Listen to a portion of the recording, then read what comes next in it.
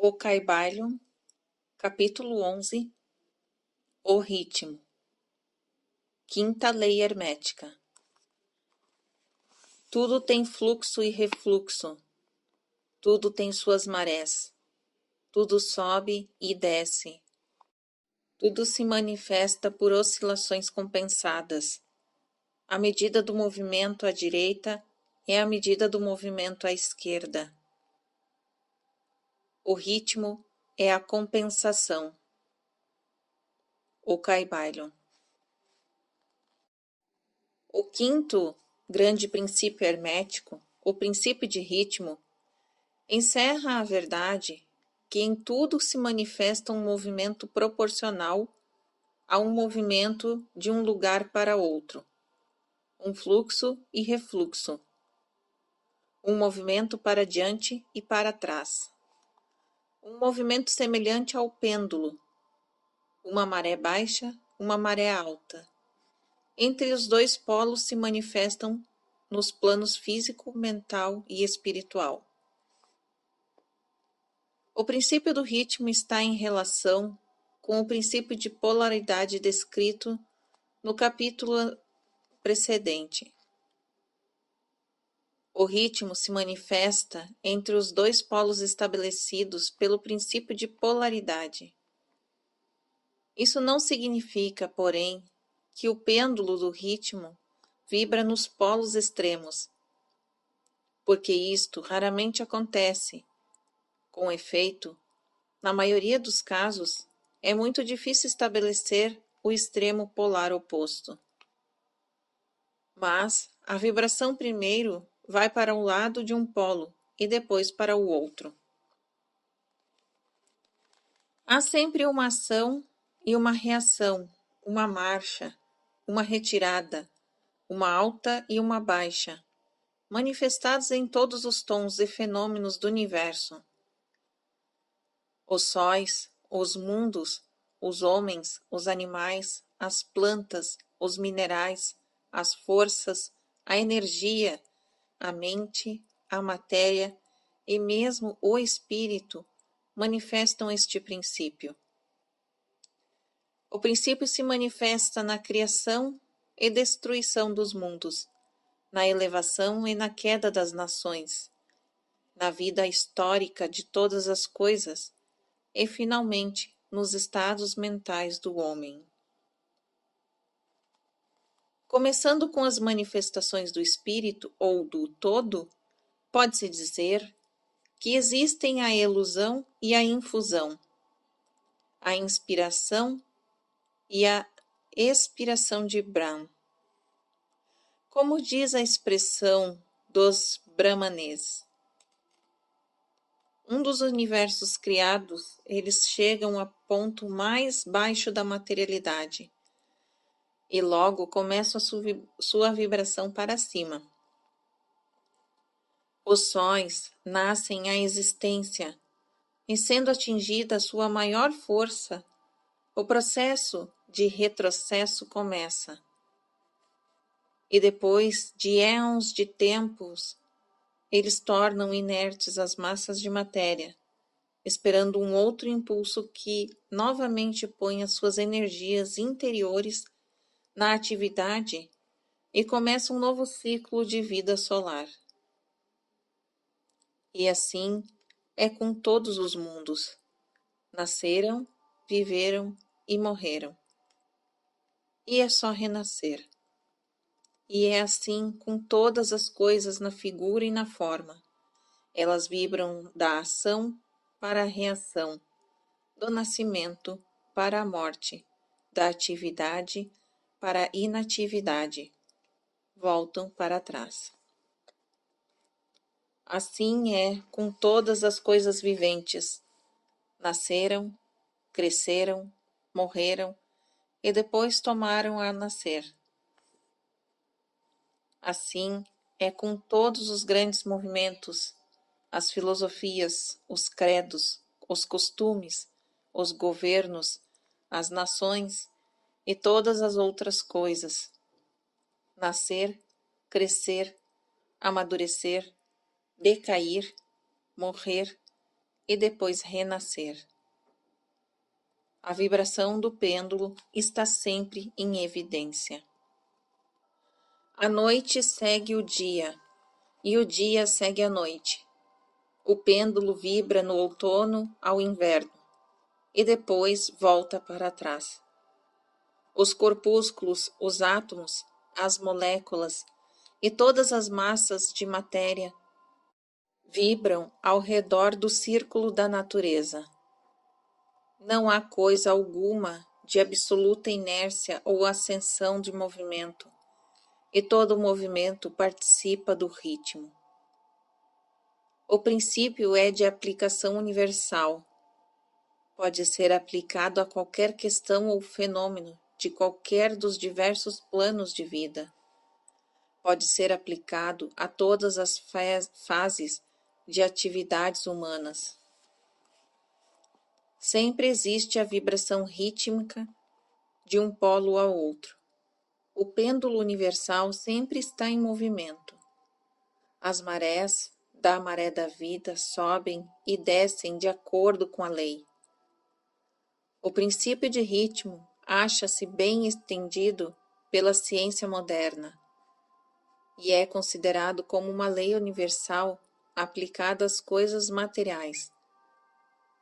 Mas os emertistas levam o princípio muito além e sabem que as suas manifestações e influências se estendem às atividades mentais do homem, e isto se aplica pela contínua sucessão de condições, estados, emoções e outras incômodas e embaraçosas mudanças que observamos em nós mesmos. Mas os hermetistas, estudando as operações deste princípio, aprenderam a escapar da sua atividade pela transmutação. Os mestres hermetistas há muito tempo descobriram que, conquanto o princípio do ritmo seja invariável e sempre esteja em evidência nos fenômenos mentais, ainda existem dois planos de manifestação, tanto quanto os fenômenos mentais estão incluídos. Descobriram que existem dois planos gerais de consciência, e inferior e superior, e o conhecimento deste fato habilita-os a subir ao plano superior e assim escapar da vibração do pêndulo rítmico que se manifesta no plano inferior. Em outras palavras, a vibração do pêndulo se realiza no plano inconsciente e a consciência não é afetada. A isto eles chamam de a lei da neutralização. As suas operações consistem na elevação do ego acima das vibrações dos planos inconsciente de atividade mental, de modo que a vibração negativa do pêndulo não é manifestada na consciência, e por esta razão eles não são afetados. É semelhante à elevação acima de uma coisa, deixando-a passar debaixo de vós. Os mestres hermetistas ou os estudantes adiantados, polarizando-se no polo desejado e por um processo semelhante à recusa de participar da vibração que desce, ou, se preferires, a negação da sua influência sobre eles, sustem-se firmes na sua posição polarizada e deixam o pêndulo mental vibrar para trás no plano inconsciente. Todas as pessoas que atingiram todos os graus do domínio próprio realizam isto mais ou menos inconscientemente e recusando deixar as suas condições e os seus estados mentais negativos dominá-las. Aplicam a lei da neutralização. O mestre, contudo, leva-os a um grau muito elevado de progresso, e pelo uso da sua vontade, atinge um grau de equilíbrio e firmeza mental quase impossível de ser criado pelos que deixam mover-se à direita e à esquerda do pêndulo mental das condições e emoções. A importância disso pode ser apreciada por qualquer pensador que compreende que a maioria das pessoas são criaturas de condições, emoções e sensações, e que só manifestam um domínio próprio muito insignificante. Se quiserdes deter-vos e examinar um momento, vereis como muitos movimentos de ritmo vos afetaram em vossa vida.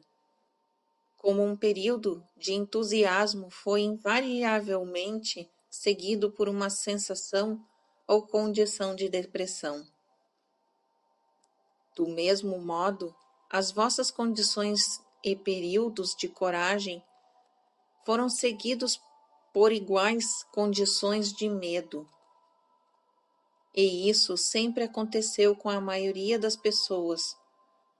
Tempos de sensação sempre apareceram e desapareceram com elas, mas elas nem suspeitaram a sua causa ou a sua razão do fenômeno mental.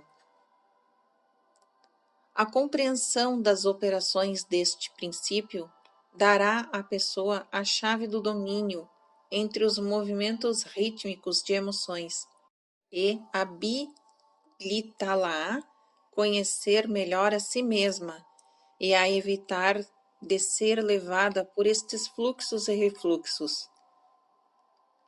A vontade é superior à manifestação consciente deste princípio. Todavia, o próprio princípio não pode ser destruído. Podemos escapar dos seus efeitos, porém, apesar disso, o princípio está em operação.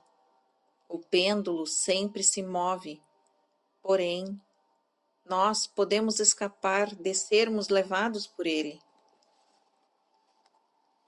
Há outras espécies de operações deste princípio de ritmo, que queremos falar agora.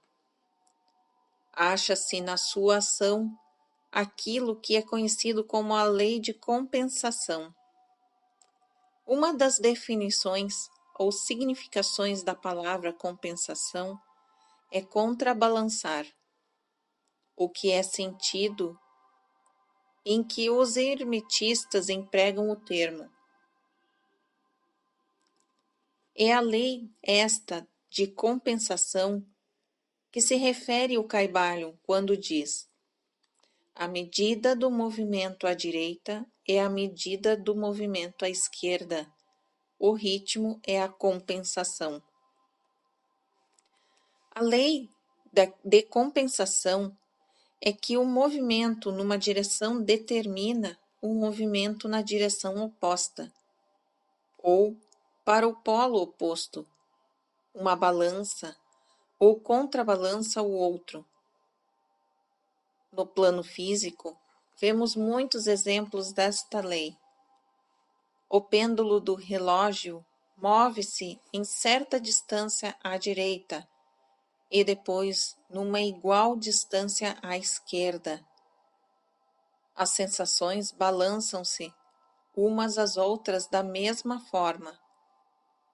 As marés seguem a mesma lei, e a mesma lei é manifestada em todos os fenômenos de ritmo. O pêndulo com brevidade move-se numa direção e com a mesma brevidade na outra. Um movimento extenso à direita representa invariavelmente um movimento extenso à esquerda.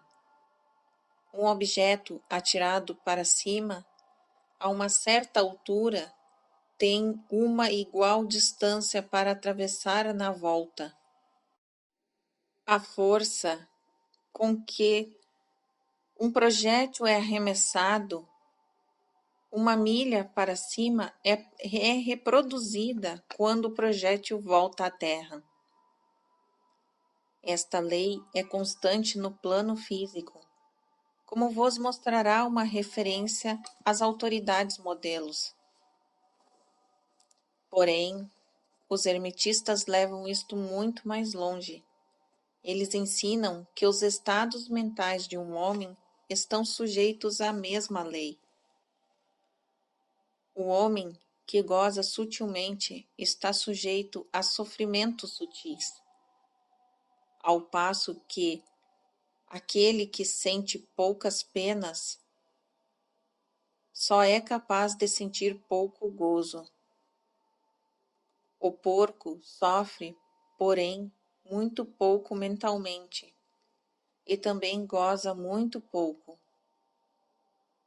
É compensado. E de outro lado, temos outros animais que gozam sutilmente, mas cujo organismo nervoso e temperamento lhe fazem sofrer esquisitos graus de pena. E assim é com o homem. Existem temperamentos que permitem um grau muito inferior de gozo, e igualmente um grau inferior de sofrimento, enquanto há outros que permitem um gozo mais intenso, mas também um sofrimento mais intenso. A verdade é que a capacidade para o sofrimento ou o gozo é contrabalançada em cada indivíduo. A lei de compensação está aí em constante operação. Contudo, os hermetistas ainda vão muito mais além neste assunto. Eles ensinam que antes que alguém possa gozar de um certo grau de prazer, deverá ter movido proporcionalmente para um outro polo de sensação. Dizem, contudo, que o negativo é procedente do positivo nesta questão. Quer dizer que, experimentando um certo grau de prazer, não se segue que deverá pagar por isto com um grau de correspondente de sofrimento. Pelo contrário, o prazer é o movimento rítmico, concordando com a lei da compensação, para um grau de sofrimento precedentemente experimentado na vida presente ou numa encarnação precedente. Isso traz nova luz sobre o problema do sofrimento.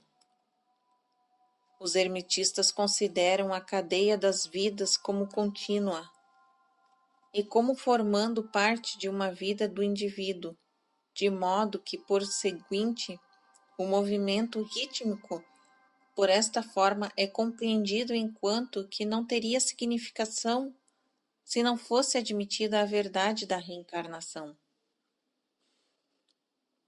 Porém, os hermetistas pregam que o mestre e o estudante adiantado está habilitado, em grau elevado, a escapar do movimento para o sofrimento, pelo processo de neutralização antes mencionado. Elevando-se ao plano superior do ego, muitas das experiências que acontecem aos que vivem no plano inferior são evitadas e escapadas. A lei da compensação toma uma parte importante nas vidas dos homens e das mulheres. É sabido que geralmente uma pessoa paga o preço de tudo o que possui ou carece. Se tem alguma coisa, carece de outra. A balança é equilibrada. Ninguém pode guardar o seu dinheiro e ter a migalha de pão ao mesmo tempo. Todas as coisas têm os seus lados prazenteiro e desprazenteiro. As coisas que se ganha são sempre pagas pelas coisas que se perde. O rico possui muito do que falta ao pobre, ao mesmo tempo que o pobre também possui coisas que são fora do alcance dos ricos.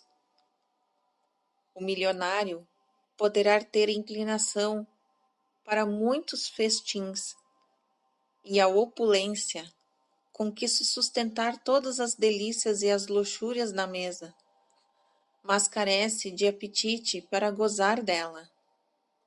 Ele inveja o apetite e a digestão do trabalhador, que carece da opulência e da inclinação do milionário, e que tem mais prazer com o seu simples alimento do que aquele milionário que poderia ter se o seu apetite não fosse mau, nem a sua digestão arruinada, porque as necessidades, os hábitos e as inclinações diferem. E assim é através da vida. A lei de compensação está sempre em ação, esforçando-se para balançar e contrabalançar, e sempre vindo a tempo, sendo necessário diversas vidas para o movimento da volta do pêndulo do ritmo. Fim do capítulo 11.